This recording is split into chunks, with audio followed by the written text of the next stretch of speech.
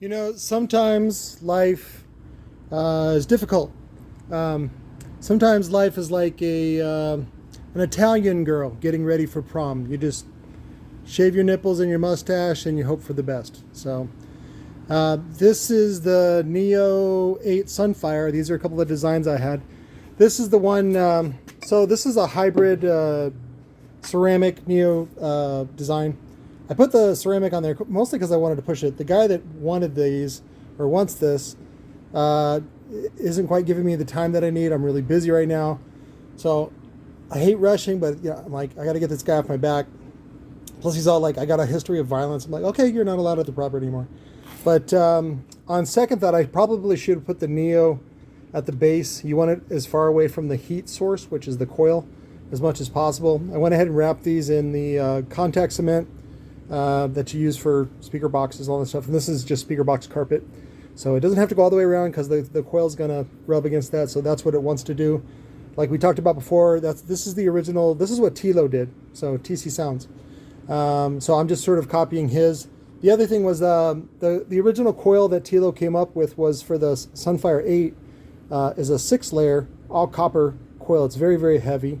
The guy's going to be using a Class D that's 1 ohm stable. So what I did was I took off 2 layers and the DCR comes out to right around 2 ohms, which is perfect. And so when you run a Class D that's 1 ohm stable, you can run it at 2 ohm and it'll respond about the same. So I wish I gave you a chart. There was a chart that I had a long time ago that had this. I used to say this on forums and people get all mad. No, it doesn't. It doesn't double its power the way that you think it does. So you got to remember that there's an inductor in the output, and so that circuit is tuned for a certain impedance or a certain range of impedances. But anyways, so I was going to come out with this guy for 3 designs, and so this is one of them. This is the hybrid design, and the boys at the metal shop, this was a T-yoke. This was a 2-inch T-yoke, and I had them turn it. I think I've showed it before in the other videos, and then I haven't put the holes in it. The holes, it's the pattern for the. I got a what is it? It's for the. This is, you see this at Lord Base. It's not Lord Base frame. It's an open tool frame that a lot of people use. CT Sounds is one of them. Probably Wolfram, some other people. Anyways, the Sundown frame only has 4 holes, but it's broad enough to do a hole transfer. So I'm going to transfer the pattern on there, and then I went with that pattern on the top plate, so that way I could use either frame. It worked out nice that this lip is on here, because when I put it on upside down, it gives me something to push on so that the Neo doesn't go all the way forward, which is turned out to be a nice little thing. Also, the boys turned this one down a little bit too small, but it's fine. It'll be fine. The other ones I think was 6.5. This one turned out to be 6 inches in diameter. Anyways, the other design idea that I had, this is using 24 ounces of N52. And I built like a big HCCA with a bunch of this stuff, but I don't know if my magnetizer is high voltage enough. So it works fine for ceramic, but it's only 500 volts. Typically, some of the modern ones, you can go up to 900 or even 2000 volts. And I just don't have that capability right now.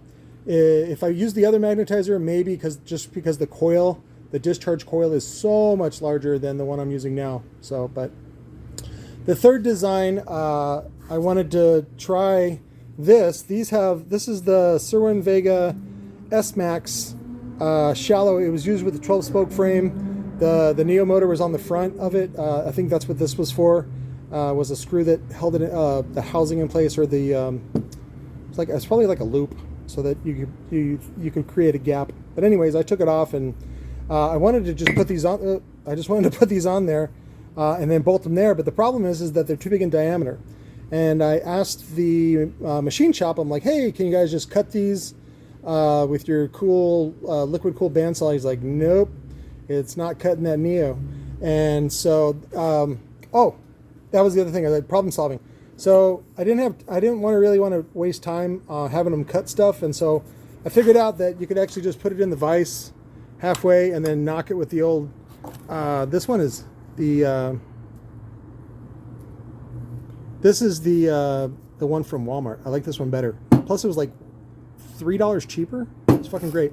anyways, you just put it in there and then you knock it and it breaks, and then that's what I did for the, and then I just put some red paint on the outside to make it, you know, lipstick on a pig. So, but on these, I think I'm gonna have to break out the old tile saw and see if I can cut the whole thing. And then I wanted to do at least 2, so that would give you a total of 3 of these, and each one's good for about 400 watts. So I'm thinking like it won't be 1200 watts, of course, because the coil is too small, but I don't know. I'm thinking it'd be pretty rad. So, but I still want to do this one, but I'm going to go ahead and finish up this one, this version, so that I can get them out of my hair and I don't ever have to deal with them again. So you guys, thank you for your patience, the guys that are watching these and you've been waiting on your subwoofers. I'm just really, really busy. And somebody came up about, what was it, EM Audio, Eagle Merino, and was like accusing me of not giving Eagle. I used to build for EM Audio, okay? Eagle, not really the company or whatever. And it wasn't like official. It was just like, hey, this is what I do. Maybe I can do some OEM stuff for you.